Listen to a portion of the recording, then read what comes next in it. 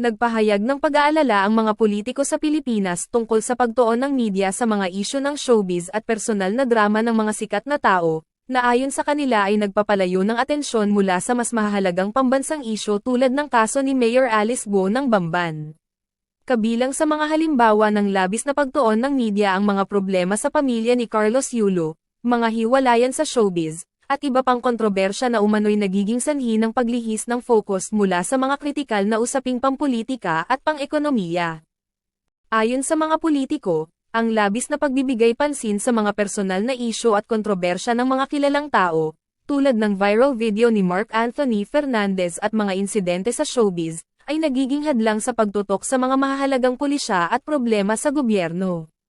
Binanggit nila ang pangangailangan para sa mas balanseng pag-uulat ng media na hindi lamang nakatuon sa mga isyong pampalabas kundi pati na rin sa mga pambansang isyu tulad ng pag-alis ni Alice Guo sa Pilipinas, na isang mahalagang usaping hindi dapat makalimutan.